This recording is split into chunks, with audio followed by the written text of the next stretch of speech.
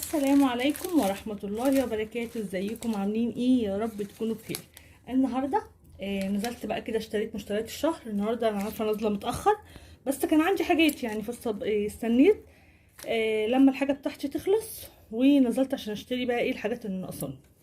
اول حاجة كده عايزة اقولها لكم ان الرز مفيش في بيت الجملة. انا بروح بيت الجملة يعني مفيش رز في بيت الجملة. تمام. السكر تاخدي بعدد معين، الدقيق تاخدي بعدد معين. مش عارفه في ايه يعني، مش عارفه الاكل هيخلص من من الدنيا، مش هنلاقي اكل بعد كده، مش عارفه ايه الهجوم البشع على الاكل ده. مش عارفه الصراحه ليه محددين سلع معينه. يعني انا واحده من الناس، مش انا طول عمري كده، مش عشان مثلا في خلل او حاجات من دي بشتري كميات، لا انا طول عمري بشتري مشترياتي بالشهر. فان هم يحددوا لي اشتري كميه قد ايه.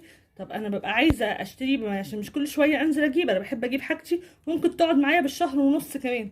يعني انا النهارده اهو 7 في الشهر ولسه عندي حاجات. يعني الفيديو اللي بصوره لكم دلوقتي ده النهارده 7 في الشهر. ف ممكن عشان انزل تاني المره الجايه انزل على نص واحد. مش فاهمه يعني، انا بجد مش فاهمه في ايه في البلد. ليه الرز مش موجود؟ انا شاريه رز سايم من العطار اللي تحت البيت. شاريه ال5 كيلو ب90 جنيه. رز السايب العادي اللي هو كان الضحى كان بيبقى ب90 جنيه او كمان ب85 جنيه. انا جايباه سايب. ال5 كيلو ب90 يعني ب18 جنيه تقريبا. تمام كده. بس فمش عارفه في ايه. انا مش عارفه السكر، اول مره اشتري سكر، واليوم ما اجي اشتري سكر انا دايما بشتري سكر من التموين يقولوا لي اخر الكيسين. قلت لهم طب انا محتاجه سكر. التموين المره دي لما جبته ما جابليش غير ازازه الزيت اللي هي الاصيل، اللي هي زيت الاصيل اللي هي اللتر و700 جرام دي تقريبا او لتر ونص، وازازه زيت تموين. هو التموين ما جابليش غير كده، لان ازازه الزيت اللي هي اللتر ونص دي اللي هي بتاعت عباد الشمس بقت ب95 جنيه، وراحت عطتني ازازه زيت عاديه وكمان دفعت 11 جنيه. فربنا يرحمنا بجد من اللي احنا فيه دوت. والله العظيم بجد الدنيا بقت صعبه قوي قوي. يعني الحاجه غاليه لا وكمان مش لاقيينها. فربنا يرحمنا والله. يلا بقى نشوفه. معلش طولت عليكم مقدمه بس انا جايه متنرفزه. عارفين ان يقول لي لا واخده 3 اكياس سكر، او اول مره اشتري سكر، ان كل مره بجيب السكر بتاعي من التموين اول مره اشتري يقول لي لا مالكيش غير كيسين. طب انا ما عنديش سكر في البيت، خدت 3 بالعافيه. فبجد الموضوع مستفز. اول حاجه جبتها السكر اللي كان بقى عليه بقى خصم بقى وضجه وما ينفعش تاخدي غير كيسين بس، ب 18 جنيه الكيس. يعني مش رخيص، مش رخيص على اللي انتوا عاملينه ده.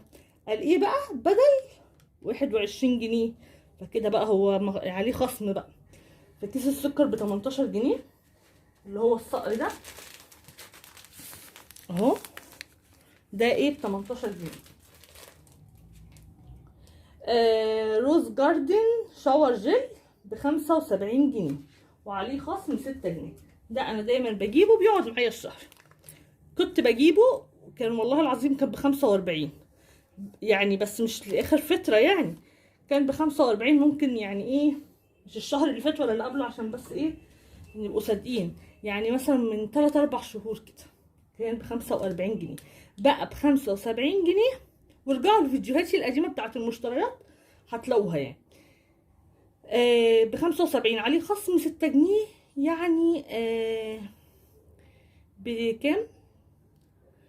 لو 70 69 جنيه.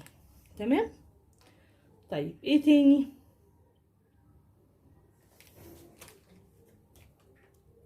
جل لافندر. ايه جل لافندر 122. اريال. الروز اللي هو قلنا مين؟ وصلنا لحد فين؟ كلوريل ب5 جنيه. ده كنت والله العظيم العرض ده كنت يعني برضو ارجعوا لمشترياتي كده من 4 شهور ولا حاجة. كان ب28 جنيه لما كان بينزل عليه عرض، كان ب28 جنيه. بقى بكام بقى؟ بقى ب50 جنيه وعليه خصم 9 جنيه. يعني ب41 جنيه كده عليه خصم. تمام. اريال جل لافندر ب122. اول مره استخدم اريال جل. انا بستخدم اوكسي اللي هو المسحوق العادي. تمام، انا غسلت فوق اوتوماتيك مش اوتوماتيك، اللي هي من فوق. اول مره اجيبه، بس صاحبتي شكرت لي فيه. مرمر، صاحبه قناه يوميات اميره صلاح بتقول لي عليه حلو، فانا جبته اهو يا مرمر وهجربه. بس قولي لي بقى المعيار اهو، احط قد ايه؟ ان انا الصراحه ما اعرفش بيتحط قد ايه. املى يعني المعيار دوت واحطه، لان انا ما استخدمتش برسيل جل قبل كده. تمام، عرفيني بقى، انا جبته اهو، انت عرفيني. ولو حد يعرف يكتب لي في الكومنتات. ده ب 122 وعليه خصم 22، يعني 100 جنيه. وطبعا الخصم ده اساسا موجود بره، لان هي اساسا كانت قايلين ان هو عامل 100 جنيه. يعني اميره كانت قايلين ان هو عامل 100 جنيه اساسا. اطياب بيف برجر ب 92 جنيه وعليه خصم 12 جنيه، يعني ب 80 جنيه. اطياب بيف برجر اهو. تمام. الشهر اللي فات كنت جايبه بيف برجر اللي هو الفاخر، نفس النوع ده، بس الفاخر كان تقريبا ب 130 في الرينج ده. بس طعمه ما عجبنيش، معرفش ليه. انا متعوده على طعم ده، مع ان التاني بيقول لك الفول الصويا اقل فيه لحمه صافي. يعني طبعا هو لحمه. اسفه جالي تليفون. طبعا زي ما قلت لكم، هو ولا لحم صافي ولا هنا ولا هنا. هو كل الحالات البرجر ده يعني بيكون لحم عادي يعني. تمام، يعني بيكون مش حاجه مش كويسه. يعني طبعا البرجر الانضف اللي احنا بنعمله في البيت، لكن زي ما قلت لكم في حاجه كده بنجيبها بتسهل علينا في وقت زنقه. ايه تاني؟ فيجيتار بالوزن الكيلو ب21 جنيه. ده اللي يعتبر ما غلاش غير جنيه على فكره الفيجيتار، لان هو كان ب20 جنيه اساسا. النص ب10 جنيه. الصراحه بجيب اللي هي الباكت ب15 جنيه، ما بتقعدش عندي، يعني ما بتقعدش، بتكون وزنها قليل قوي وما بتقعدش. عشان كده جبت دي ايه معاها يعني. بجيب اللي هي بتاعت ماي واي دي، فعشان كده قلت لا اجيب ايه نص من ده، لان التانية يا دوبك هي نص البانيه وخلاص. ايه تاني؟ ايه تاني؟ كمون ناعم بالوزن ب140 جنيه الكيلو، جبت تمن ب17 جنيه. تمام. دي بقى ايه البهارات اللي انا جبتها؟ تايجر شيبسي. تايجر شيبسي كان عليه خصم 80 قرش بحاله. بدل 7 جنيه، هو بيتكيس بيتباع ب 8 جنيه يعني دوت. كان ب 6 جنيه تقريبا وربع، حاجه زي كده. بسطرمه. بص، هو ما كانش عنده يعني كان هو مقطع، فانا ما رضيتش اخليه يقطع لي مخصوص يعني. فما كانش مقطع اربع، فكان مقطع تمن يعني. فانا متعوده اجيب نص دايما واحطه في الفريزر، فجبت 4 تمن كده. ان هو ما كانش عنده متقطع جاهز يعني، ما رضيتش اخليه يقطع لي تاني. ايه تاني؟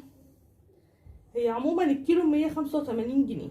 تمام، وعليها خصم. يعني مثلا التمن كان ب23، عليه خصم 2 جنيه، يعني التمن يعتبر ب21 جنيه. تمام. طيب، اطياب ناجتس الدجاج ب60 جنيه. الناجتس ب60، اللي هي النص، عشان انا لسه عندي علبه نص من الشهر اللي فات، فجبت عليها النص دي. تمام، دي ب60 جنيه. الناجتس احنا كنا فين؟ الناجتس ب60 وعليها خصم 6 جنيه. حلو على فكره. يعني انا كنت بجيب العلبه الكيلو، بس دي 400 جرام على فكره، مش كيلو، لا هيها بالظبط، عليها خصم 6 جنيه. تمام. حوا مكرونه بقت ب7 جنيه وربع، عليها خصم كده النهارده، لان حوا مكرونه بقت ب7.5 النهارده كده. حوا مكرونه ب7 جنيه وربع الكيس. جبت بقى تشكيله اسباجيتي، اللي هي العقل الصغيره، العقل الوسط، اللي ما لقيتش جبت ادم. هقول لكم ادم بكام، لان ما لقيتش حوا اقلام. بصل بودر وتوم بودر الكيلو ب45 جنيه. جبت حبه كده ب5 جنيه، توم بودر وبصل بودر وبخلطهم على بعض. يعني جبت حبه توم بودر وبصل بودر وهخلط الاتنين مع بعض. ايه تاني؟ وكزبره ناعمه الكيلو ب62. جبت الحبه دول ب6 جنيه، لان الكزبره عندي بتبوظ بسرعه، فجبت على قد استخدام الشهر يعني. فارم فريتس بطاطس ب36 جنيه. تمام، مع ان الراجل قال لي ب 32 لما سالته. دي كيلو ب 36 جنيه. تمام. ايه تاني؟ اطياب ستريبس دجاج ب 148 جنيه اللي هي ستريبس. دي كيلو بقى اللي هي 100 بكام؟ انا قلت كام؟ انا نسيت. 148 جنيه. عدس اصفر مستورد ب 38 جنيه. مستورد، ها؟ مش عارفه يعني ايه مستورد. ده ب 38 جنيه الكيلو. تمام. جبت ربع كده. نعمله بقى عدس، الجو سقع يعني، ويبقى ايه يوم وعدى. روز جاردن تونه ب 15 جنيه. تونه جي، تونه مفتته حار ب 15 جنيه العلبه. جبت علبتين كده، ممكن نعملهم كده مع حبه بطاطس محمره في عشا كده ولا حاجه، او في غدا كمان عادي جدا. ايه كمان؟ جاردينيو كاتشب حار ب 24 جنيه. علبه الكاتشب دي ب 24 جنيه. جبت واحده حار وواحده بارد. ايه كمان؟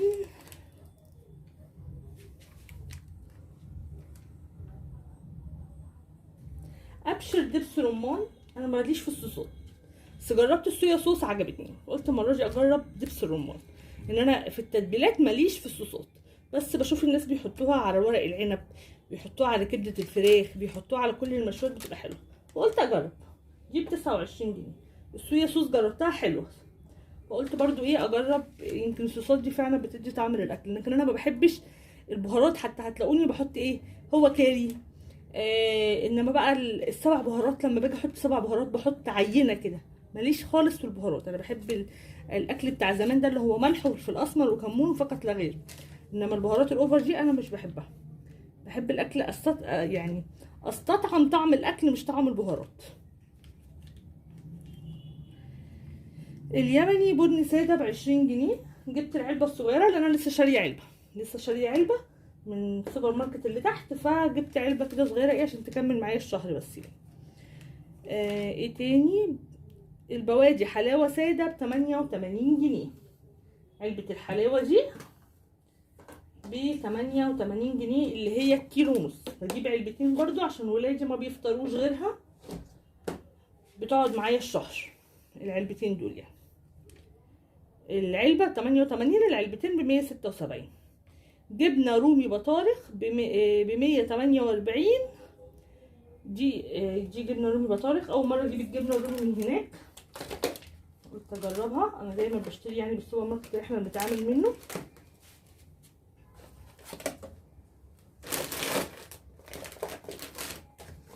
دي جبنه رومي بطارخ، ودي لانشون. هقول لكم بكام عشان مش عارفه اللانشون ده، فكره كان مكتوب على العلبه يعني. رومي بطارخ ب 148، ودوت 282 جرام 41 جنيه، ويعتبر ربع وشويه يعني. حلواني لانشون ب 140 الكيلو، معلوش عروض ولا خصم ولا اي حاجه، ب 298 جرام ب 41 جنيه. عدس بجبه ب 34 جنيه. العدس بجبه ارخص من العدس ده، برضو جبته الصراحه ساعه ما عملته جنب البتنجان المخلل، وانا نفسي اكله تاني، كان فظيع. فاكرين لما نزلت لكم الفيديو اللي هو العدس بجبه ده مع بتنجان مخلل؟ من ساعتها وانا عايزه اكله تاني لان طعمه كان رهيب. فجبت بقى ربعين، يعني انا بعمل الوجبه بربع واحد. ذره فشار ب 44 جنيه، والحبه دول ب 11 جنيه.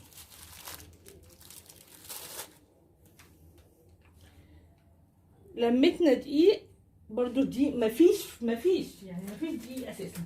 بيت الجمله ما لقيتش غير النوع ده اسمه لمتنا، وب 19 جنيه. تمام. الدقيق انقرض. روز جاردن صلصه ب 32 جنيه. الصلصه اللي انتم متعودين ان انا دايما بجيبها، البرطمان ده بيقعد عندي الشهر ب 32 جنيه. طبعا بحطه على الصلصه العاديه. نسكافيه كلاسيك ب 125. فين النسكافيه بتاعي؟ اين انت؟ اهو ب 125 جنيه. يعني كان ب 120 يعني ما غلقش، الحمد لله عشان ده العشق يعني. ايه تاني؟ ادم مكرونه حوا ادم ب 3 جنيه. لا طبعا 3 جنيه 75 استحاله، ولا 5 جنيه؟ 5 جنيه اكيد 75. 5 جنيه 75 في 4 صح كده، ب5 جنيه 75. انما حوا قلنا ب7 جنيه وربع. تمام. بس حوا بتكون 400 جرام ودي 350. هي كده ادم اوفر على فكره، هبقى احسبها واقول لكم ادم اوفر ولا لا. بس كده، دي كده الحاجات اللي انا جبتها من بيت الجمله. ربنا يرحمنا يا رب برحمته بجد بسبب الغلاء اللي احنا فيه ده، ويرزق كل الناس ويوسع رزق كل الناس يا رب. بس كده، انا عارفه انا طولت عليكم. ما تنسونيش بقى تحطوا لايك وتعملوا شير لو فعلا بتستفادوا من الفيديو المشتريات ده وبتعرفوا الاسعار. يعني انا مش بصور كده مشتريات وخلاص، لا انا بعرفكم اسعار الحاجه ايه. ولو بيت الجمله عامل عروض او اي مكان عامل عروض فتح الله بكون معرفاكم. طبعا متعودين مني على الفيديو ده كل شهر. بس فياريت بقى تشجعوني كده وتحطوا لايك وتسيبوا لي كده كومنت حلو زيكم، واقول لكم السلام عليكم ورحمه الله وبركاته. هتوحشوني جدا جدا.